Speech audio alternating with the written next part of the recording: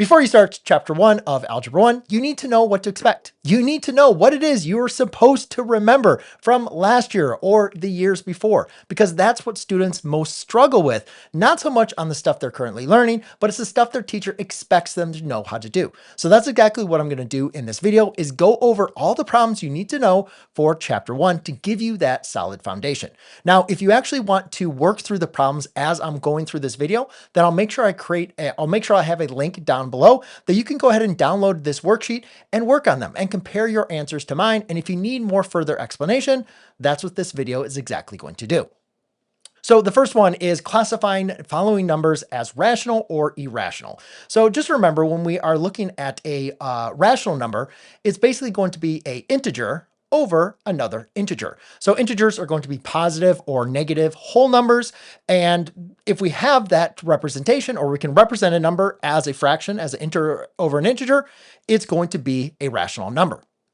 Now, what happens a lot of times when we gets a little confusing is once we get into decimals. So for it to be a rational number in decimal form, the decimals have to stop or they have to be repeating.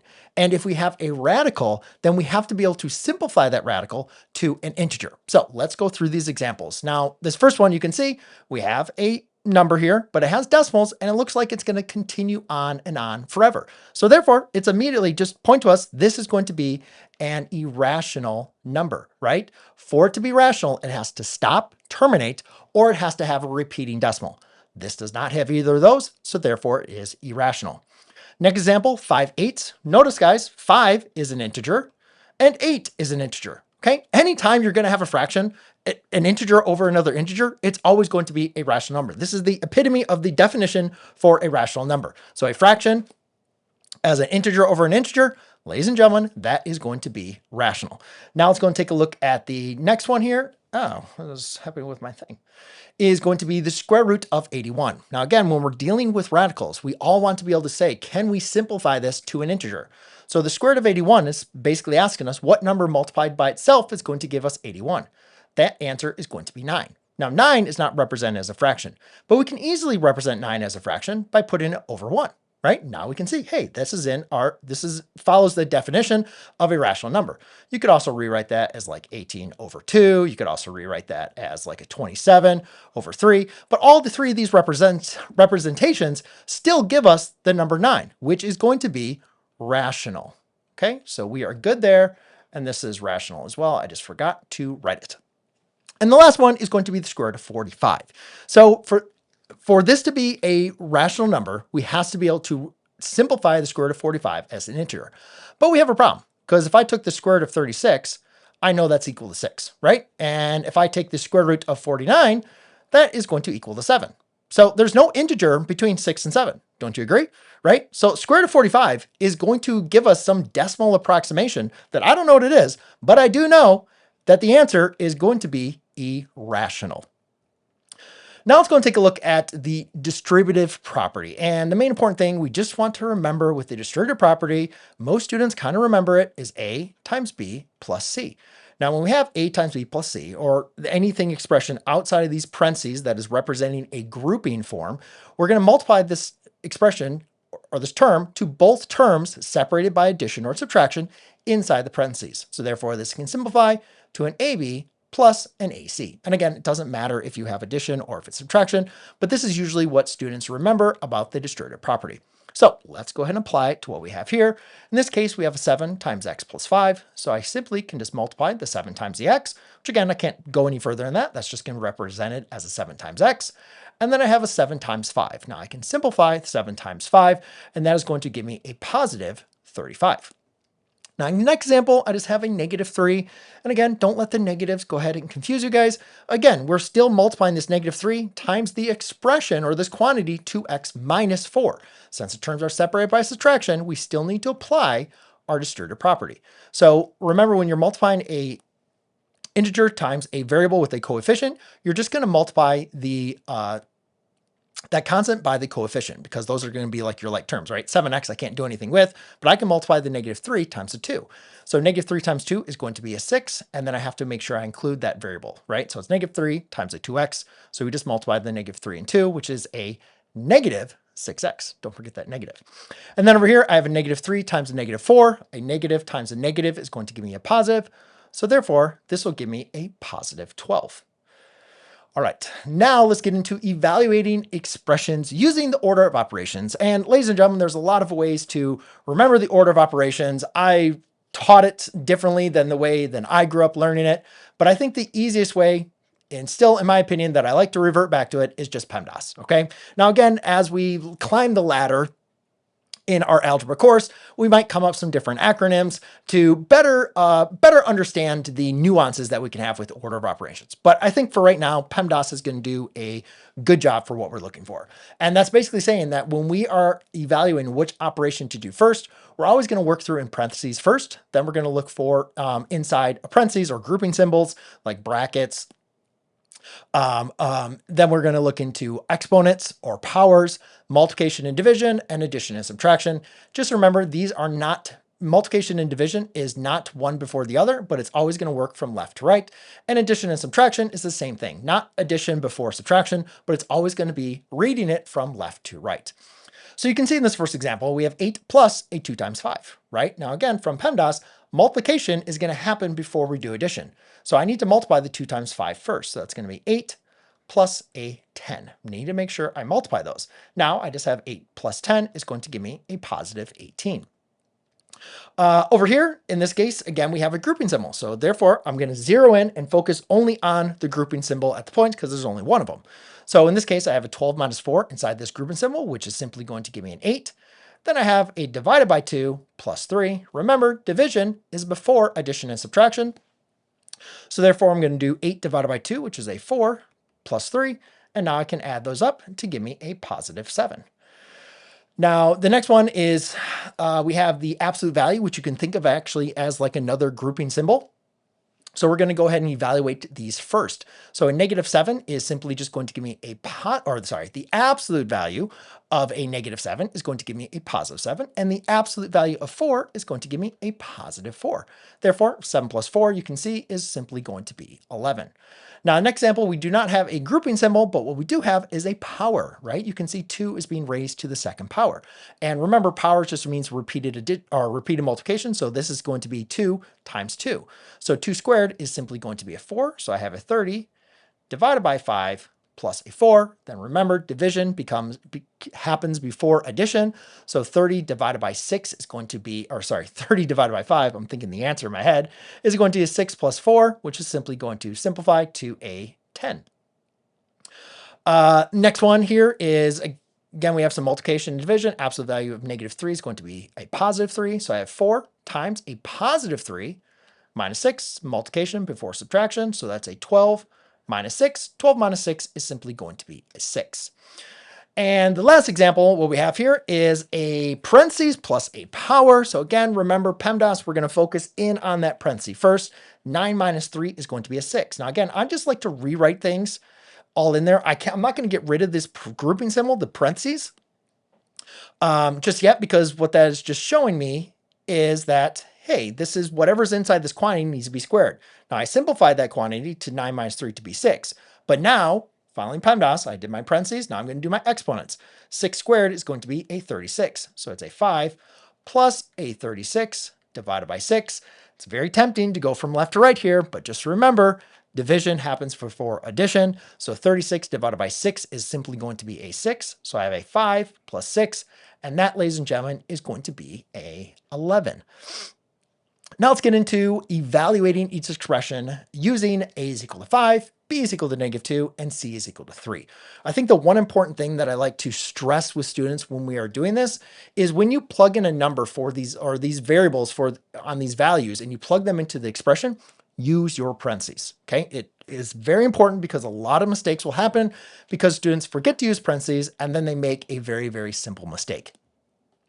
So in this first one, it says 3a plus 4. Now remember, a is equal to 5. So I can rewrite a, instead of using a, I can use 5. So 3 times 5 plus 4. Now again, following my order of operations, I have 3 times 5 plus 4. So 3 times 5 is going to be a 15 plus 4. and that is going to be a 19. You might be like, well, why do you use parentheses? That didn't really change anything. Well, don't worry, it's going to come up. The next one is b squared equals a -2, and here is exactly where it is. So in this case, I'm going to write this -2 quantity squared minus c, because ladies and gentlemen, if you plug in -2 squared into your, minus c, what am I doing? Not minus c, minus 3b, right? Because, don't you guys agree with me? C is equal to 3, and I forgot to write that down. So we need to write that in there. So b is equal to -2, and c is equal to 3.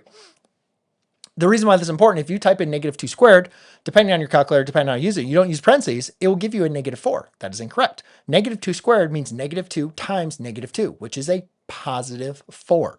Okay, use your parentheses. So you're saying -2 squared, that means it's multiplying by itself. That's going to be a positive 4 minus 3, which is simply going to give us a 1. Now, the next example here is 2 times a plus 5. Again, you could see like the distributive property, which you could do that, right? You could rewrite this as a 2a plus 2b if you wanted to. Or since we are evaluating and we know the values for a and b, I can just go ahead and plug them in and just use my order of operations. So remember, a is equal to a 5 and b is going to equal to a -2. Now, again, I'm just simplifying those expressions. Oh, I bit my lip. So 5 plus a -2 is really the same thing as 5 minus 2. So I can rewrite that as a 5 minus 2, which is going to be a 3. And then 2 times 3 is simply going to be a 6. Then over here we have a 5, and this is going to be minus, what was our c? I forgot our c. C is 3. So 5 minus a 3. 5 minus 3 is simply going to be a 2. And again, the reason why this would sometimes say it is like, what if I had a minus a b? Well, that would be 5 minus a -2. But a lot of times what students will do is they'll just do 5 minus 2 because they know b would be negative. We don't want to do that, right? That is incorrect. When you use your parentheses, 5 minus a -2, you see that's a double negative. That actually turns to a 5 plus 2, okay? So that would be the correct way. I didn't have an example exactly to go over that because we use this from different ones, but I think it's very important for you guys to understand. The next one here is I have a -2 absolute value plus a, which represents, again, 5. Again, the absolute value of a -2 is going to be a positive 2 plus 5. Therefore, that's going to equal a 7.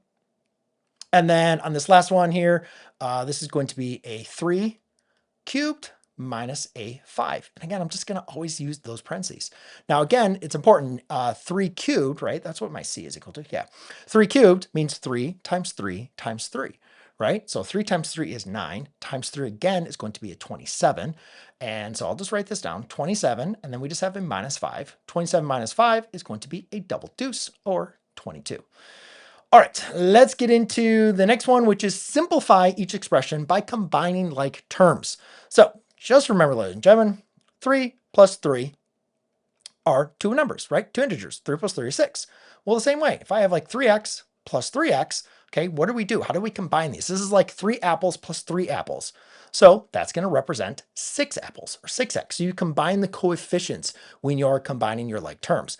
But just remember, if I have like 3 apples plus 3 oranges, I can't say I have 6 apples or I have 6 oranges, right? That is simply going to be, we cannot combine them, okay? In the same way, if I have like 3 apples plus another like 3 bananas, and I represent bananas as like the x squared, these are not like terms. Even though this is x, this is x, and this is x, they have to be the same base with the same power, okay? So they have to both be x's, and they also have to have the same power. Just a good thing to remember. So in this case, I have a 4x plus 9x minus 5. Again, to combine my like terms, they're right next to each other. So 4 plus 9 is going to be a 13x minus 5, and we are done. Then this one, I have 8m minus 3m plus a 6 minus 2. So 8m minus 3m is simply going to be a 5m. And then 6 minus 2, those are just numbers, right? 6 minus 2 is going to be a positive 4. Next one has a little distributive property, and then we can have a little fun. So let's go ahead and first apply the distributive property, because I have this 5 outside the parentheses. So I'm going to do 5 times y, 5 times -2. So that's going to be a 5y, and this would be a -10 plus a 3y. Now over here, you can do a couple things. We could rearrange this, right? As long as you keep the signs the same, it's okay to go ahead and rearrange things. So I could rewrite this as a 5y plus 3y minus 10. Now it's kind of easier to see, oh yeah, that's going to be an 8y minus 10. But some students kind of feel comfortable and they say, hey, I'm just going to kind of do this. I'm going to see these. I'm going to kind of skip over the negative 10, 5y plus a 3y. That's an 8y. And then I still have the negative 10. Okay, really kind of depends on your comfortability and where you're kind of at. The next one here is a negative 7n plus 2n. A lot of students will forget about this negative. This is a negative 7n, right? Again, you could rewrite this as a 2n minus a 7n minus 4. Okay, so if you have like $2, but you owe me 7, right? And you give me your $2, you're still going to owe me $5, right? So in this case, you can see this negative plus a positive is going to give me a negative 5n minus 4. And then this one we come into again with the squareds, right? So here we have x's squared, and then we have x's to the first power, right? Those are just raised to the first power. So the powers are not the same. Now again, you can rearrange this if this feels comfortable for you. 3x minus x squared plus a 5x plus 2x. This is perfectly fine. Or if you just like to work it on this way, and just make sure if you do rearrange them, you keep the signs. Or even if you're doing it this way, just always make sure, hey, that's a 3x squared minus an x. Okay, that's a positive 2x squared. This is a 5x plus 2x, which is going to be a positive 7x. Okay, just make sure you're being very careful with that. And the next one here, again, we cannot combine like terms. I cannot combine this x with this negative 3x because this x is being grouped together with this 2, right? So the only way we can get this the k out of the parentheses is to get rid of the parentheses. The only way we can get rid of the parentheses is apply the operation that is being applied to it, which in this case is being multiplied by 6. So that's why I have to be able to apply that distributive property. That's now going to allow me to get rid of the parentheses. And now I have this. So now I have 6k minus a 3k. You owe me $6. You borrow $3 more. And now, ladies and gentlemen, you are going to owe me $9, right? Or 12 minus 9k, which is going to be the final answer. So, ladies and gentlemen, if you are looking for some more algebra videos, then go ahead and check out my full course that I have on my main channel. Or if you like just kind of reviews on this and you're looking for some quiz and some test reviews, then check out the next video I have for you here. Cheers.